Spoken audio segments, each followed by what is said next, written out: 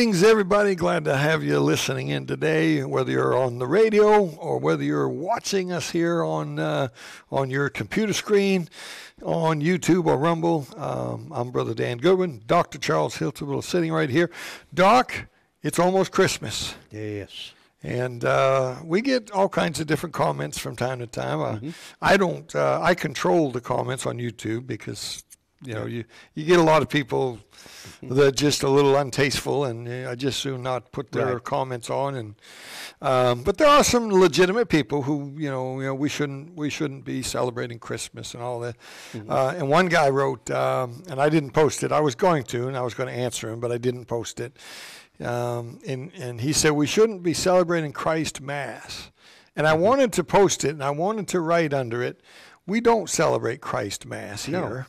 No. I grew up in that. I'm that's way in my rearview mirror. I'm way out of that.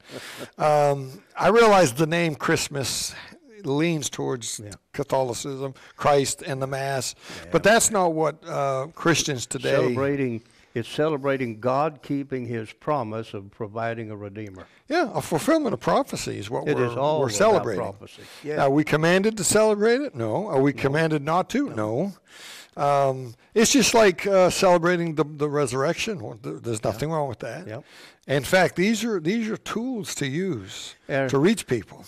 Evangelistic tools, and when you know both the truths about Christmas as well as the truths about the paganism of Easter versus Resurrection Sunday or First Fruits Sunday, when you know these Bible truths, why would you not want to celebrate the things that are Bible truths of the greatest importance, redemption? Yeah. I think we both have a sale on our websites, on our bookstores. I have a few things that are on sale. Yeah, and we have been pushing your Christmas CDs and DVDs. We've had a lot of folks that have purchased those, and I've had I don't know how many people that have either called or emailed, Facebook or whatever, with questions about it, and Good. Well, I can understand that. I mean, it's a 6 disc set. I mean, there's a lot there. A lot of people have been helped by it, and that's what we want to do here on our program, help people. And I remember the first time I heard you talk about it. I listened to it on the way to Oklahoma in my car. My wife was with me. We listened to your whole set on the way there because I was bringing you out to interview you. And I remember writing stuff down, notes, a lot of stuff I'd never heard before. Sure. And some of it took me a while. I didn't get right away. And so you've lived with this for years, and when you just hear it for the first time, you don't catch some of it right away. And very helpful stuff. But I've enjoyed this year and the Christmas season. I've enjoyed it greatly, and I hope that everybody else has had one, because this will be airing after Christmas. My phone's ringing. You probably can't hear it, but it's ringing in my hearing aids. Well, actually, this one here is going to air before Christmas. Oh, is it? This is going to be the week before. No, we're wrong about that? This week is Christmas coming up, so I think this is the week after. Okay, Christmas. I think this. My wife is checking now. I'm wrong then. I think this is the week after. It's the week after Christmas. All right. Yeah, well, that's there we why go. I thought, hey, folks, I'm right most of the time anyway. You know that. That's what people say. Amen. And all right, so we're going to keep the bookstore on sale for at least into January, I think, on my site, and then we may make some adjustments in a couple weeks here. We just want to help people.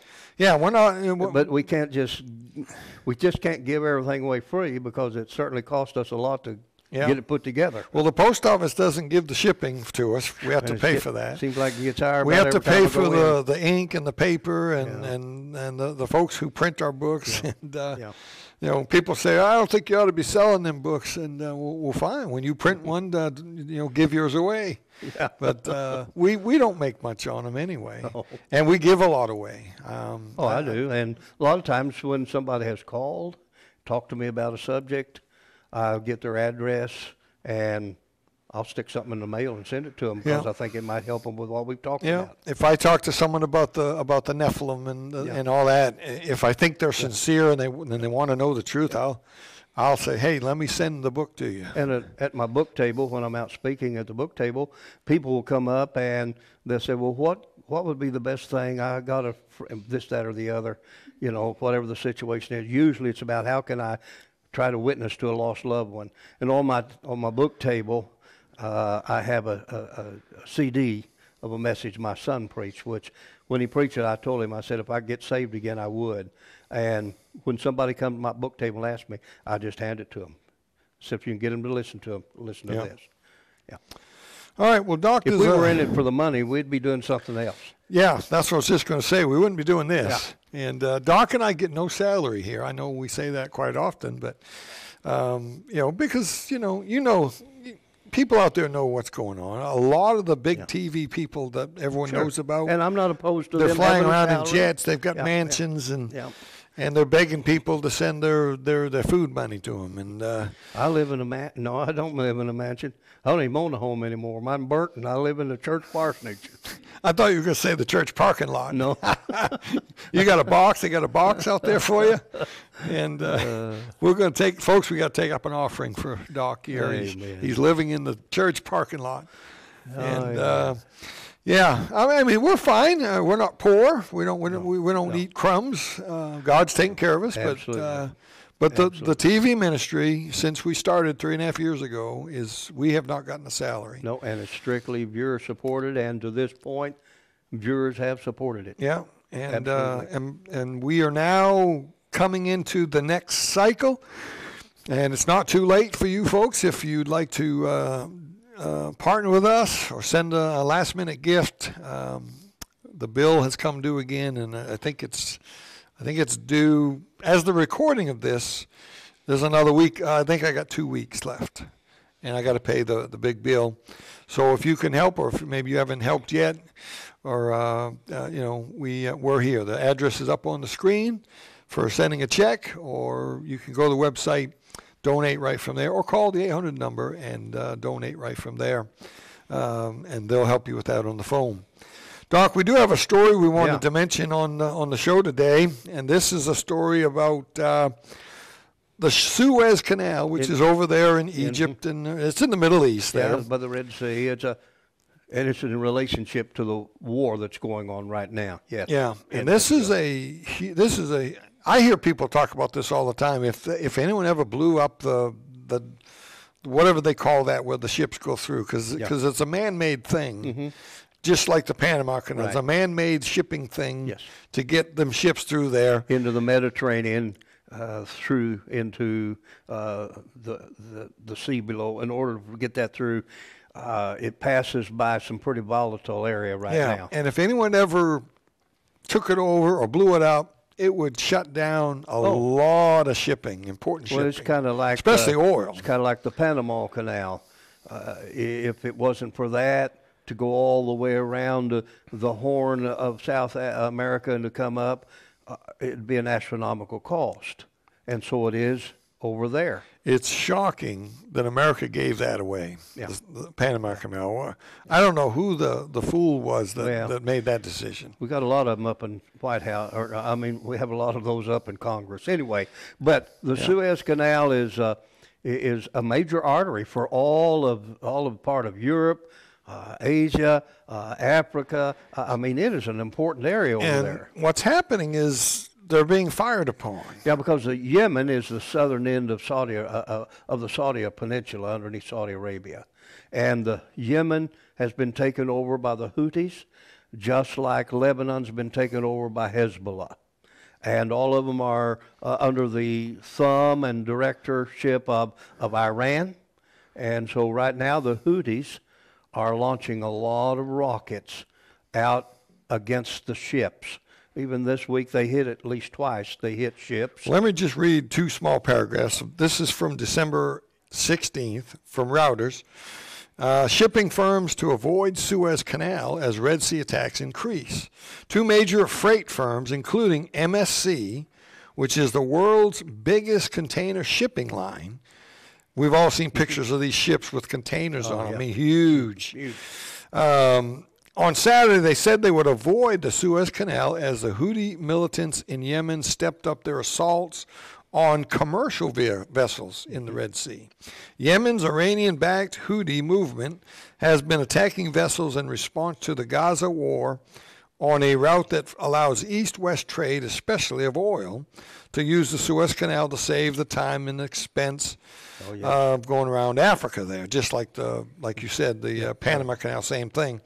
So I won't read the rest of the story, but there's also a story about, was it the Eisenhower? The Eisenhower. Aircraft carrier. Aircraft carriers there, along with the companions that go with that. And just yesterday, I believe it was, they had 14 attacks from the Houthis. Of course, they shot all of that down. But it's becoming more and more of a problem. And the Houthis are like the Hezbollah in the north. They have more sophisticated rockets than the Hamas does in Gaza. And all of it is Iranian-backed. And we now are sending one, for the first time, it seems like our major submarine fleet is all over in that area. I don't know if they're trying to make a statement to China, or Russia, Iran, or what. But all of the countries know in our world that none have the firepower that our nuclear submarines have, depending on which class they are. But I forget what the SSN or whatever it is in front of one is cruise missiles and the other one is nuclear missiles. But one cruise missile alone has either 18 or 20 nuclear power heads, and each one, once they're shot, each one of those can be individually guided, and inside that one firing of one of those missiles is more firepower than all of the bombs added together in World War II. Yeah. And so it's a deterrent. I'm not sure. Yeah, because if they ever fire one of them, we're at World War III. It's over. Yeah. Wherever they're hit, it's over. I guarantee you it's over. Yeah. And but for the first time, all the time, I'm sure our folks know that at any given time, those nuclear submarines are in strategic places all over the planet Earth for the protection. But right now, they're gathering them together for some reason.